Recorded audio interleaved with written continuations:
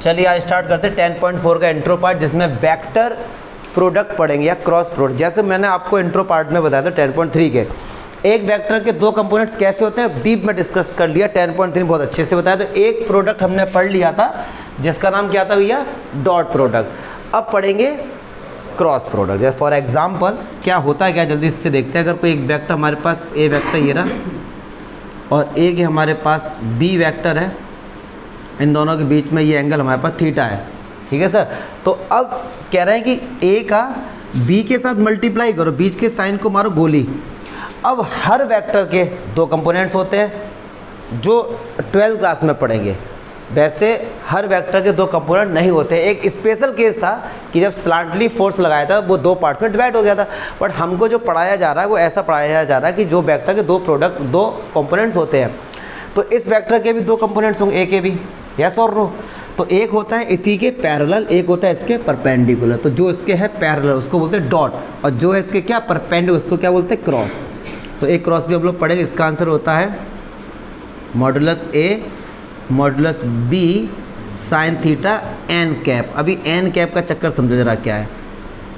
जब आपसे कहा गया कि ए के दो कंपोनेंट्स हैं, एक का जो इसके क्या है पैरेलल, दूसरा क्या है इसके परपेंडिकुलर। मैं आपसे कहूँ जब ये एक हमारे पास मान लो पेपर है, इस पे परपेंडिकुलर आने के दो डायरेक्शन हो सकते हैं, केवल और केवल दो। एक ऐसे आ सकता है और एक ऐसे आ सकता है, यस और नो। तो इसीलिए जब परपेंडिकुलर की बात हुई तो इसको वेक्टर प्रोडक्ट बोला गया, क्योंकि वहाँ पे बात आ गई डायरेक्शन की। और जब हमको पता था डॉट में कि इसका डायरेक्शन तो यही रहना है, चेंज नहीं होना, तो हमको कन्फ्यूज़न नहीं थी ना, वहाँ पे कन्फ्यूज़न नहीं थी हमको, इसीलिए उसको बोला गया डॉट, इसको बोला गया वेक्टर, कि यहाँ पे डायरेक्शन की बात आ गई। तो ये एन कैप जो बता रहा है ये क्या बता रहा है जी, डायरेक्शन। अच्छा अब एक बात सुनो, इसका नाम है वेक्टर प्रोडक्ट, मतलब इसका जो आंसर आएगा वो खुद में एक वेक्टर होगा। ए डॉट बी का जो आंसर आता था वो स्केलर नंबर आता था, ए क्रॉस बी होगा, जो भी आंसर आएगा मैंने कहा आंसर होकर एक वेक्टर आएगा। आपको समझाने के लिए मान लो सर वो सी वेक्टर आ गया, क्या आ गया जी, समझाने के लिए आपको। तो सर ये सी वेक्टर कैसा होगा, ये सी वेक्टर ऐसा होगा जो ए और बी दोनों पे क्या होगा, परपेंडिकुलर, दोनों पर क्या होगा, ये परपेंडिकुलर होगा। लेकिन परपेंडिकुलर के दो डायरेक्शन होते हैं सर, अंदर से आ रहा है या बाहर की तरफ जा रहा है। वो भी डायरेक्शन कैसे आता है, स्क्रू रूल है और थंब हैंड रूल है, वो हम लोग देखेंगे अभी। बट इस चीज़ को समझो रहा, कोई डाउट इसमें। अब आप कहोगे सर इसका प्रूफ बताओ, वही सिंपल वाला प्रूफ है जो हम लोगों ने इसमें किया था। परपेंडिकुलर ड्रॉ कर दो भैया, यहाँ पे लगा दो साइन थीटा, ये इसका क्या हो गया, प्रोजेक्शन हो गया इसका ये, और ये जाएगा परपेंडिकुलर, लगा दो साइन थीटा, आ जाएगा साइन थीटा बराबर होता है पी अपॉन एस। तो ये पी हो गया उसका, ये चीज़ निकल के आ जाएगी, ठीक है। तो इसमें कोई डाउट भैया, पक्की बात है। तो ये देखो मॉडुलस का मतलब स्केलर, ये भी स्केलर ये भी स्केलर, इतना पूरा स्केलर, और ये बता रहा है डायरेक्शन को। तो स्केलर मतलब मैग्नीट्यूड भी आ गया और डायरेक्शन भी आ गया, इसलिए इसको बोलते हैं वेक्टर प्रोडक्ट। क्लियर है सर। अच्छा अब बात आती है कि सर इसके डायरेक्शन की बात कैसे, हम डायरेक्शन हम कैसे बताएंगे। अब समझना, पहले तो समझते हैं हम लोग थंब रूल जो कि बहुत, और फिर एक स्क्रू रूल, कुछ भी समझ लो। अब देखना, अब कह रहे हैं ए क्रॉस बी, ए क्रॉस बी, ए किसके पास जा रहा है, बी के पास। पहले ए है ना, तो ए के पास अपना ये पाम हथेली इस तरीके से रख लो। अब किसके पास जाना है, बी के पास। तो ऑटोमेटिक अंगूठा देखो इस तरफ आ गया, तो इस तरफ जा रहा है। बकवास गिरी, इसका यूज़ कहीं कुछ नहीं, बस बताने के लिए। अब स्क्रू रूल पर आ जाओ, समझेंगे हम लोग इसको अच्छे से। अब समझना, ए जा रहा है बी के पास, ए किसके पास जा रहा है, बी के पास। तो अब एक बात, आपके हाथ में सब लोग पेचकस है और स्क्रू का आप ऐसे कर रहे हैं, ऐसे कर रहे हैं, तो स्क्रू बाहर की तरफ आ रहा है। नॉर्मली करके देख लो, स्क्रू आप मान लो यहाँ पे स्क्रू लगा था और मैंने पेच लिया, वो पेचकस लिया, उसमें लगाया, मैं ऐसे कर रहा हूँ, क्यों, ए जा रहा है ना बी के पास, तो बड़ बीमा चमक चलैस गया, तो वो हमारा हाथ में निकल के आ गया, तो मतलब इधर की तरफ आया है। तो जब हम ए से बी की तरफ जा रहे हैं तो हमारा स्क्रू रूल से ये बाहर की तरफ है, अपवर्ड हो जाएगा इसका, ठीक है सर, क्लियर है। अच्छा जी, अब कहते हैं बी क्रॉस ए, तो पहले तो ये जान लो कि बी क्रॉस ए और ए क्रॉस बी बराबर नहीं होते हैं, मतलब यहाँ पर कम्यूटेटिव प्रॉपर्टी अप्लाई नहीं होती है। और क्यों नहीं होती है, because of direction, because of direction.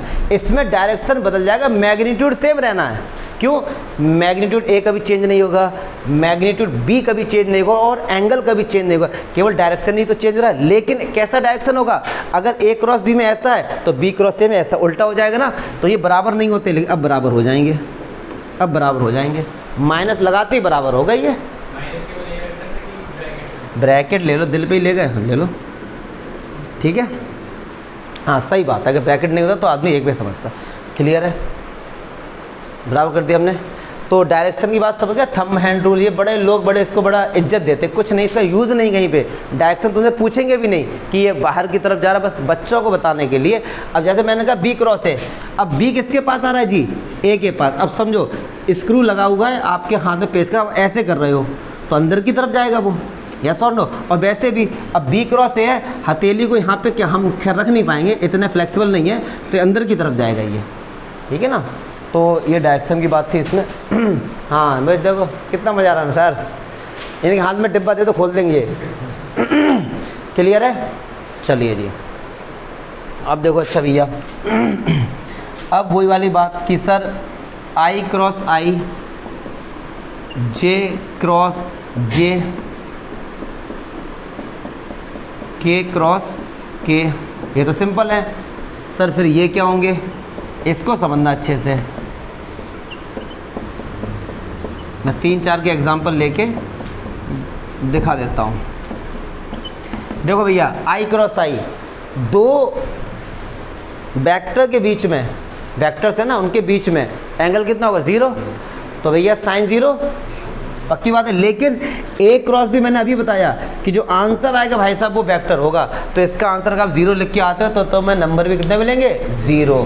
तो आपको 0 नहीं लिखना है, 0 वेक्टर लिखना है। क्यों? ए क्रॉस बी के साथ कुछ भी ऑपरेशन लगाओ भाई साहब, जो आंसर आएगा वो खुद में एक वेक्टर क्वांटिटी होगा।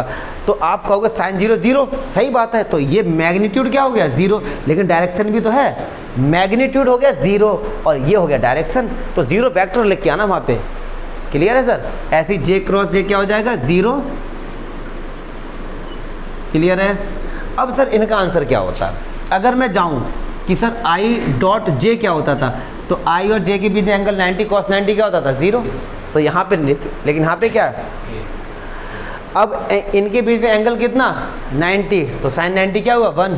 तो सर यहाँ कैसे लिखते उसको देखो, तो आई जे और के, मैं जो बता रहा हूँ इसको देखना, शायद एनसीईआरटी से हटके थोड़ा सा समझना बस।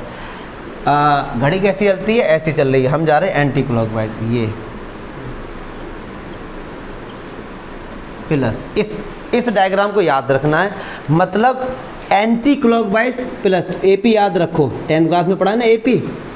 एंटी क्लॉकवाइज मतलब प्लस, कहना एंटी क्लॉकवाइज के जिस डायरेक्शन में घड़ी जा रही है हम उसके उल्टे जा रहे हैं, ठीक है भैया? इतना याद रखना। कैसे यूज़ करते देखो, आई क्रॉस जे, आई से किस पे जा रहे हैं? जे पर। एंटी क्लॉकवाइज आंसर क्या आएगा? आई से जे पर जा रहे, क्या बचा? के। तो आंसर क्या आ गया जी? कोई दिक्कत? कोई अगर आप सोचे आई क्रॉस जे क्या होता है तो के हो गया। अरे बोलो ना यार। और वैसे भी बहुत बड़ी रॉकेट साइंस नहीं है ये, अगर आप जानना चाहते हो इसके पीछे देखो, आई जे, आई किसके पास जा रहा है? समझना बात कर। अच्छा अगर मैं, अरे यार अब देखना, अच्छा हम जा रहे हैं आई से जे के पास। अब फील करो यार, फील करो इस चीज़ को, क्योंकि खैर ये नॉलेज के लिए बता रहा हूँ मैं, है कुछ नहीं। ये आई लेते हैं, ये जे लेते हैं, ये के लेते हैं, ठीक है? हम किसके पास जा रहे हैं? आई से जे के पास। तो एक क्या मिलेगा हमको? वेक्टर। कैसा मिलेगा? जो दोनों के क्या होगा? पक्की बात है। फिर से सुनो, इन दोनों का मल्टीप्लाई करके जो आंसर आएगा सी वेक्टर। कैसा वेक्टर होगा? जो इन दोनों के क्या होगा? ठीक है सर, ये आई है, ये जे है, ये के है, इन दोनों का हमने किया क्रॉस मल्टीप्लाई, तो आंसर आएगा एक वेक्टर। कैसा वेक्टर? जो दोनों के, तो ये क्या ऐसा वेक्टर नहीं है? क्या ये ऐसा वेक्टर नहीं है जो इन दोनों के क्या है? बताओ ना यार। और ये जा रहा है एंटी क्लॉकवाइज, तो प्लस हो गया। ऐसे कर लो या फिर ऐसे कर लो, ये प्रैक्टिकली समझ लो इस चीज़ को। क्योंकि अब आप कहोगे सर ये बता दो कि एपी मतलब क्यों, एंटी क्लॉकवाइज से पॉजिटिव क्यों? तो ऐसा नहीं है यार, समझो इस चीज़ को। जब हमारा अंदर की तरफ जा रहा है तो उन्होंने प्लस ले लिया, बाहर की तरफ आ रहा है उन्होंने माइनस साइन दिया, क्योंकि अपोजिट डायरेक्शन है। अगर वो कहते हैं कि बाहर की ओर को माइनस ले लो तो अंदर वाला प्लस हो जाता, ठीक है ना। किसी एक को तो माइनस प्लस लेते ना हम लोग। समझो, जैसे मैंने आपसे बोला कि ये पाम है, ये वेक्टर अगर ऐसा आ रहा है तो इसका डायरेक्शन पॉजिटिव लेना है, तो पक्की बात है इसको क्या लोगे। अगर हम इसको नेगेटिव लेते इसको क्या लेते, पॉजिटिव। तो वही बच्चों को याद कराने के लिए लोग समझाते हैं कि भैया AP एंटी क्लॉकवाइज तो क्या होगा, प्लस पक्की। अब देखो एंटी क्लॉक मतलब ऐसे जा रहे हैं, और जब ऐसे जाएगा स्क्रू बाहर की तरफ आएगा, बाहर वाले को इन्होंने पॉजिटिव बोल दिया तो अंदर वाला क्या हो जाएगा, नेगेटिव हो जाएगा यार। तो कोई बहुत बड़ा रॉकेट साइंस नहीं इसके पीछे।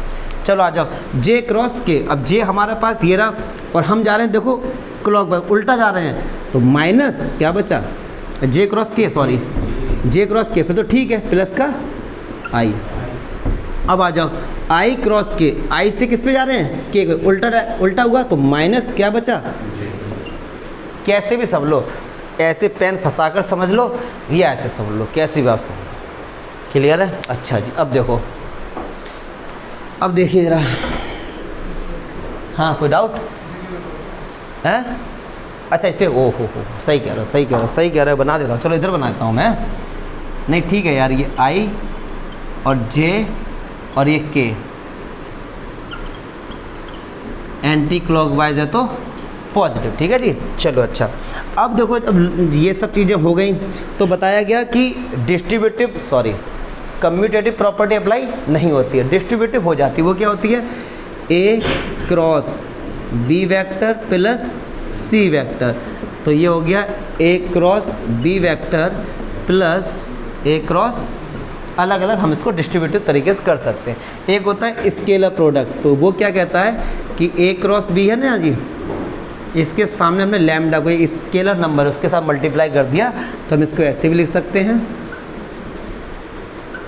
या हम इसको ऐसे, कोई फ़र्क नहीं पड़ेगा, ठीक है। अच्छा जी, अब ये क्या चीज़ बताते हैं, ये कहते हैं कि अगर हमारे दो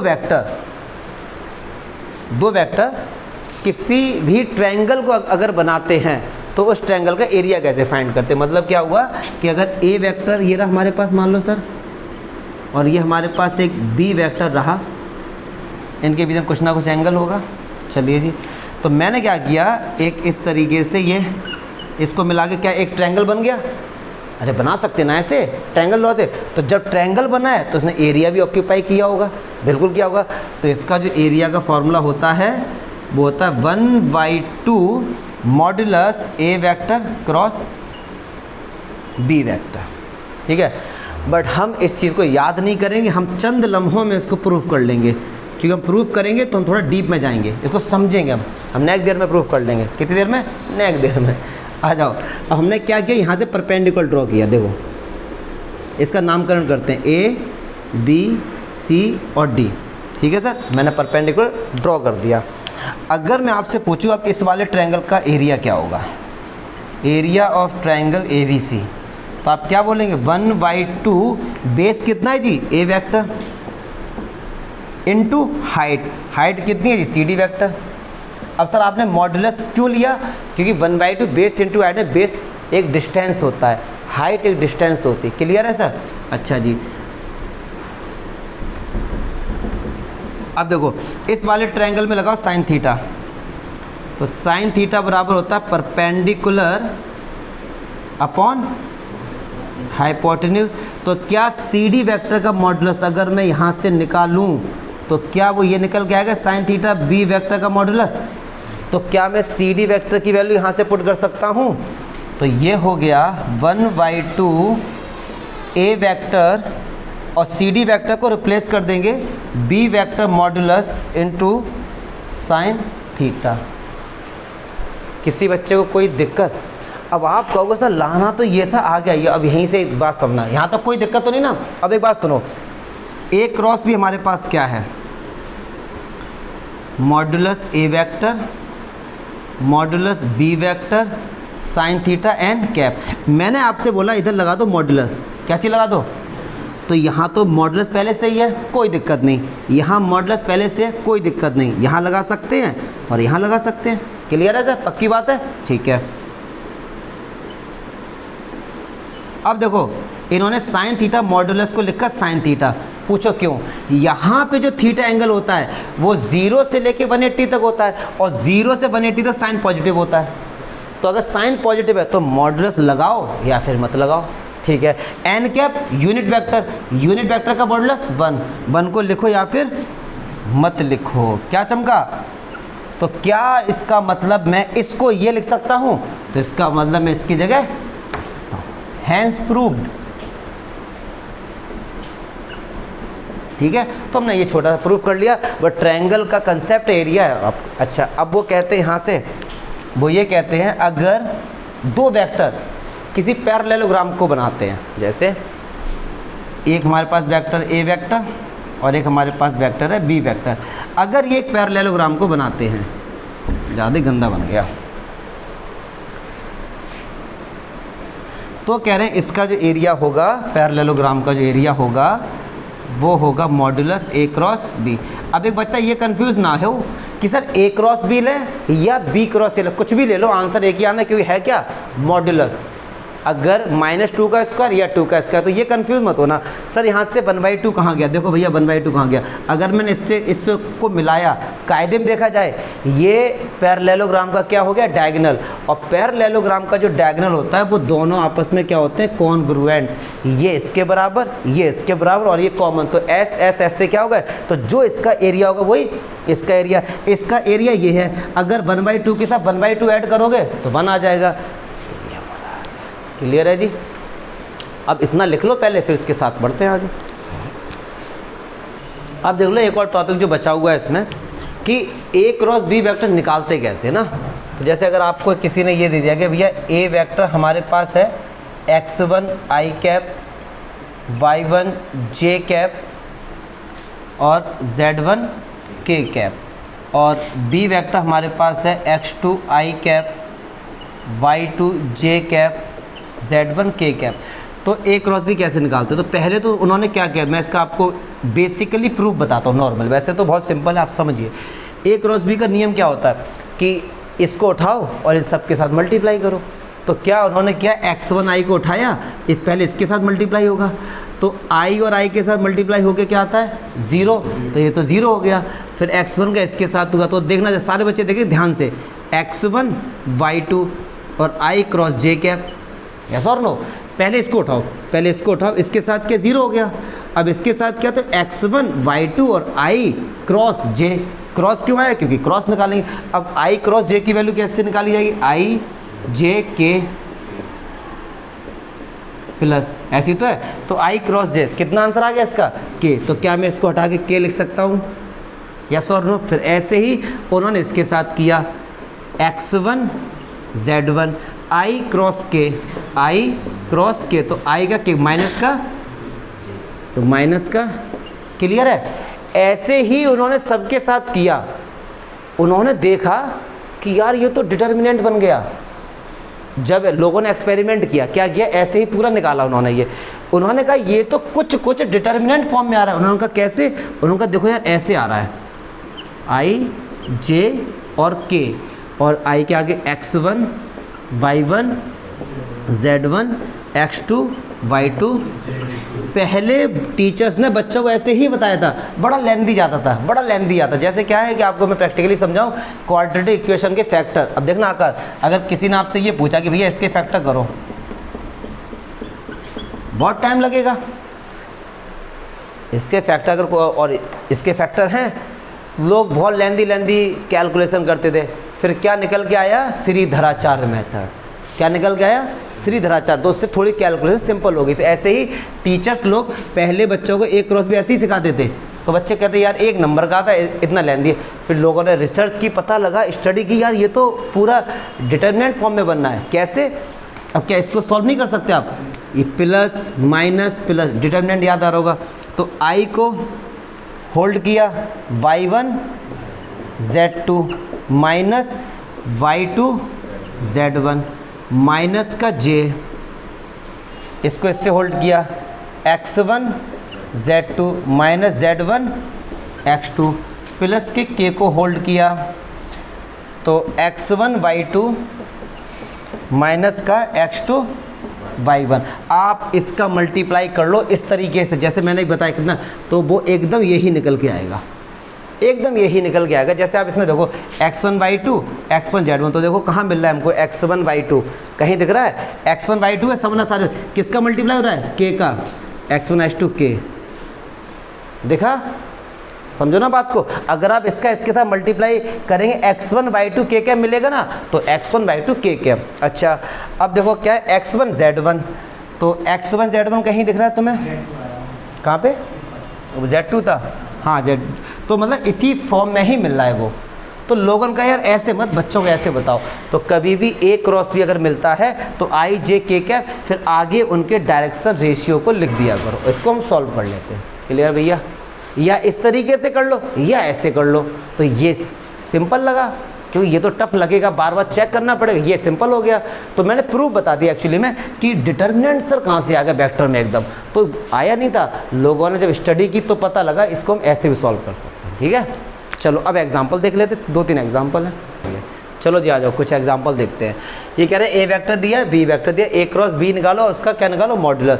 तो ए क्रॉस बी, या तो अगर आप मैनुअली मल्टीप्लाई करेंगे बहुत लेंथी हो जाएगा, तो आपको ट्रिक बताइए क्या करेंगे, आई जे और के, इसके आगे 2 1 3 2 1 3 और 3 5 -2, ठीक है जी। तो चलो आई, इससे इसको किया तो ये माइनस का 2 और माइनस का 5 2 जा 5 3 जा 50, माइनस का जे, तो 5 2 जा 10 -3 क्या,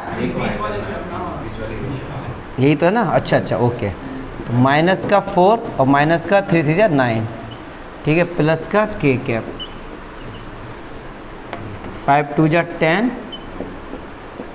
तो चलो जी अच्छा, तो माइनस का 17 आई और माइनस माइनस प्लस 9 4 13 जे और 7 का के। अच्छा ये सुनो, ये हमारे पास निकल गया है ए क्रॉस, आया तो वेक्टर ही।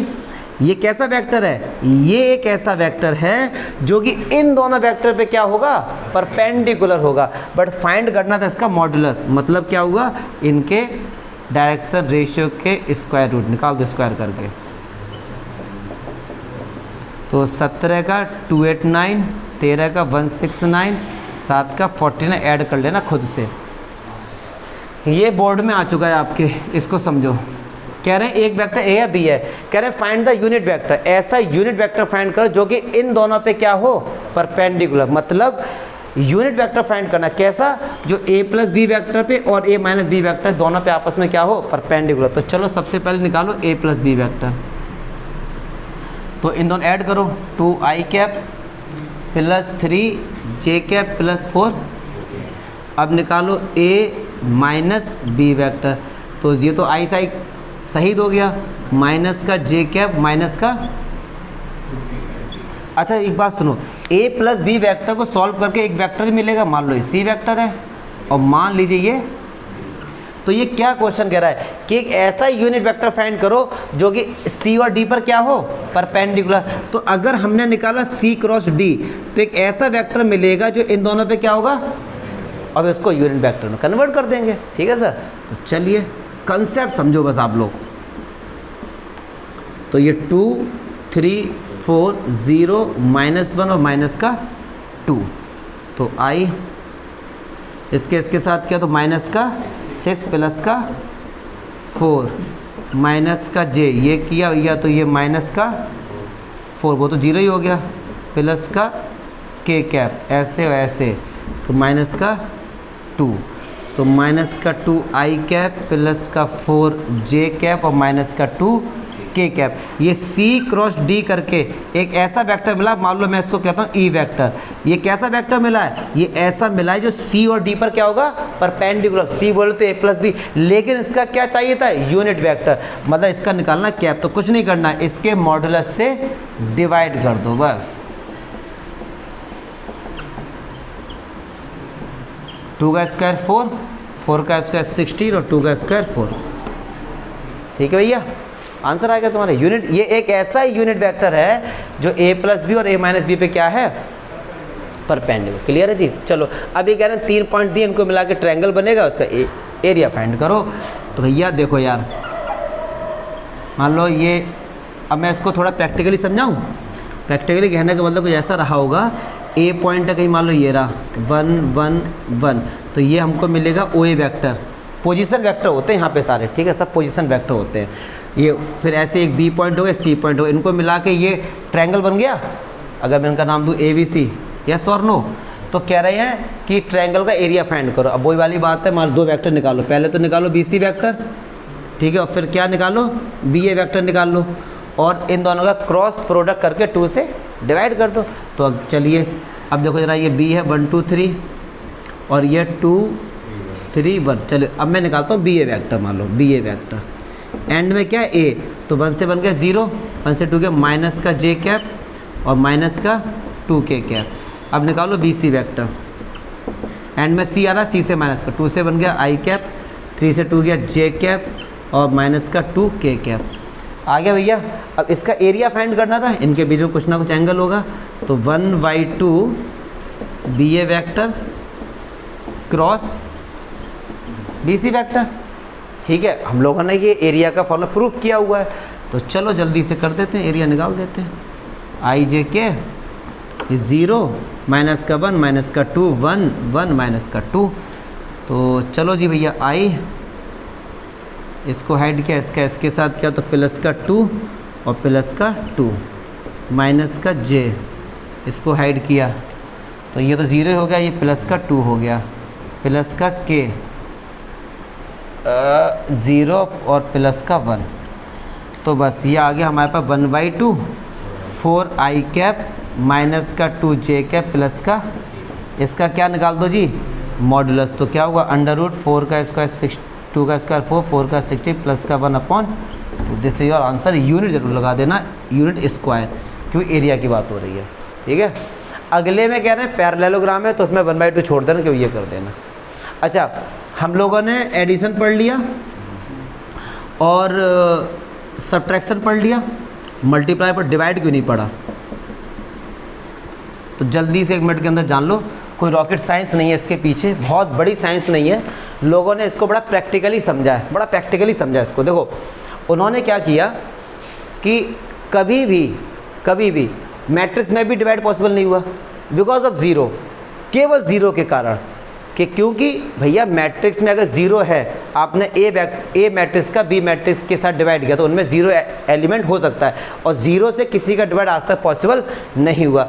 तो इन्होंने क्या यहाँ पे बुद्धि लगाई डिवाइड में, कि यार एक 0 वेक्टर भी तो होता है, इसका एक मैग्नीट्यूड होगा 0, तो 0 को किसी से डिवाइड हम कर नहीं पाए। और दूसरी बात, स्केलर का स्केलर से डिवाइड पॉसिबल है, लेकिन डायरेक्शन का डायरेक्शन से डिवाइड कैसे पॉसिबल। मैं आपसे कहूँ ये नॉर्थ है और ये साउथ है, ये ईस्ट है, ये वेस्ट है, मान लो मैं अगर नॉर्थ और ईस्ट का डिवाइड करो, तो आप क्या ये सोचोगे कि सर वो एकदम वो बीचों बीच में जा रहा है, नहीं, ये तो हो गया रिजल्टेंट हो गया।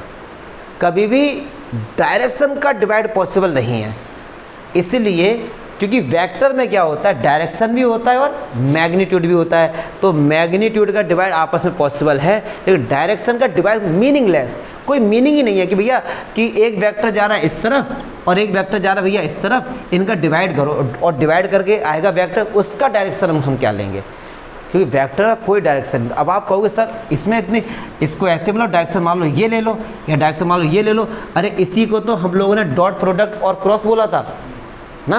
डायरेक्शन का डिवाइड मीनिंगलेस, वेक्टर को मारो गोली, डायरेक्शन का डिवाइड कभी पढ़ा ही नहीं हम लोगों ने, क्योंकि वो बहुत सी ऐसी बातें हैं जो मैथ में नहीं पढ़ी। इसका डिवाइड हमने नहीं पढ़ा, नॉट डिफाइन है। 0/0 हमने नहीं पढ़ा, नॉट डिफाइन है। हमने log -1 की वैल्यू नहीं निकाल पाए, नॉट डिफाइन है। 0 की पावर 0 नॉट डिफाइन है। ये बहुत सी ऐसी बातें हैं जो कि नॉट डिफाइन है, इसीलिए डिवाइड इसका नॉट डिफाइन है, क्योंकि डायरेक्शन का डिवाइड पॉसिबल नहीं है। ठीक है सर, तो इसलिए डिवाइड नहीं पढ़ेंगे। चलो जा सकते हो आप लोग।